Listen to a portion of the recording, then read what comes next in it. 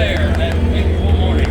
It started off as a peaceful Sunday morning over 80 years ago in Pearl Harbor at Hickam Field on the Hawaiian island of Oahu.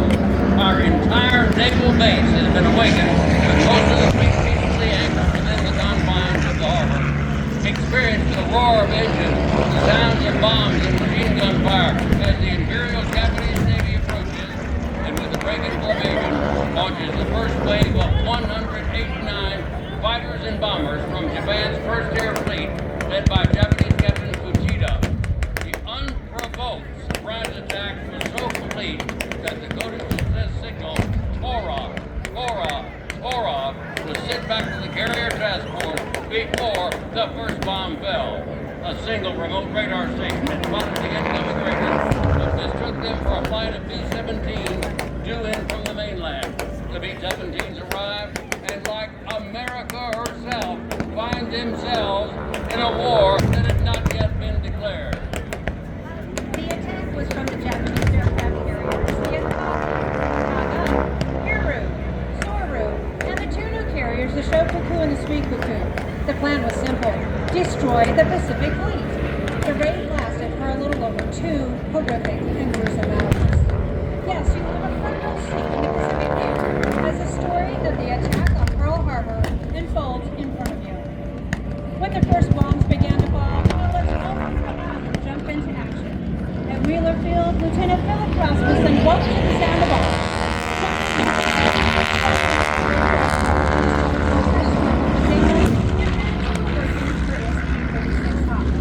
He was joined by 4 more P-36 pilots: Lewis Sanders, Harry Brown, Gordon Sterling, and Malcolm Mike Moore. They took off to engage the attacking Japanese and managed to shoot down a few of their Zeros, Vals, and Capes. The number of enemy aircraft was incredibly overwhelming. Meanwhile, elsewhere on the island, Kenneth Taylor and George Welch were just returning from an all-night dinner dance.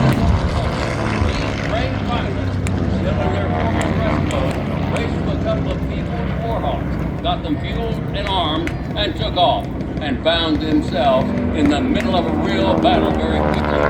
These two pilots caught up with the Japanese close to Pearl Harbor and Hickam Field and engaged the Zeros, Vals, and Capes with rounds from their .30 caliber machine guns. However, they quickly ran out of ammunition. Luckily, they were able to land at Wheeler Field, which is near the center of the island. They refueled, reloaded with .30 and .50 caliber ammo, and took off once again to fight the Japanese. The two pilots are credited with downing a total of 6 Japanese warplanes before their own P-40s were disabled. Both pilots received the Distinguished Service Cross for their actions that infamous day. A total of 502 U.S. planes were on the ground at the beginning of this attack. Sadly, 188 were totally destroyed, 159 damaged, and 155 lay on the ground in various stages of disrepair. The first wave of 189 Japanese Zeros, Vals, and Capes hammered Hawaii for almost an hour. Then came the second wave of an additional 171 aircraft to continue the strafing, bombing, and dropping of torpedoes for yet another 70 minutes. That's a total of 360 enemy warplanes. As the attack proceeded at Pearl Harbor and Hickam Field, the devastation was horrible. Right now, front and center is our P-36 Hawk, followed by a Japanese on the eastern edge of Ford Island. In the center of the harbor, 9 battleships lay at berth.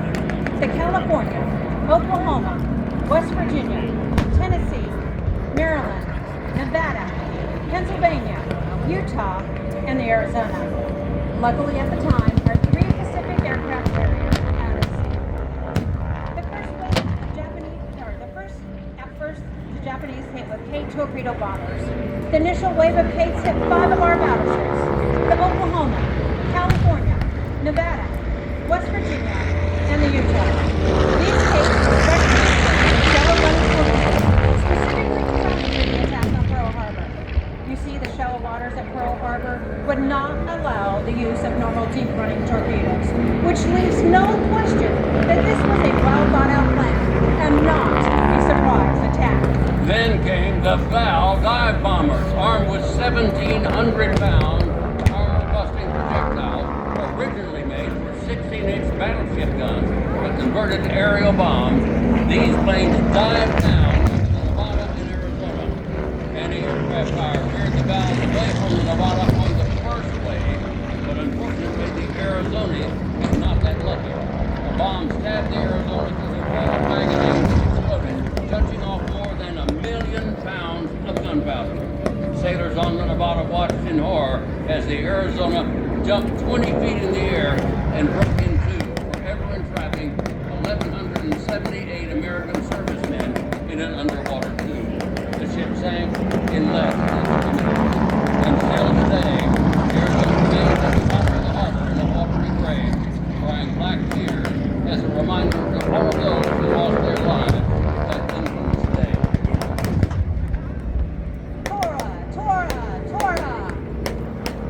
At Marine Corps Air Station Ewok, Private First Class Melvin Thompson was on guard duty when 9 Zeros attacked the base. He stepped out of his guard shack, drew his .45 caliber pistol, and began firing on the enemy planes. A Japanese pilot, Yoshio Shiga, saw Thompson firing back at them.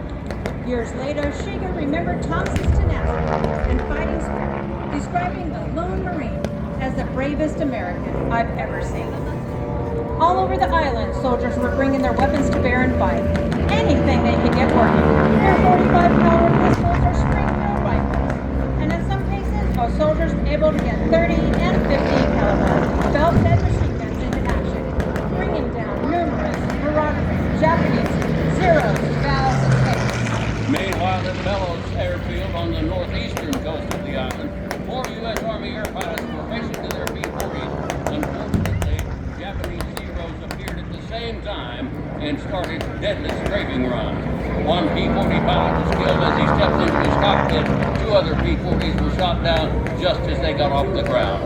The flight of 12 B-17s coming in from the mainland finally arrived and were immediately attacked by the Zeros. Unfortunately, in all of the confusion, the B-17s were also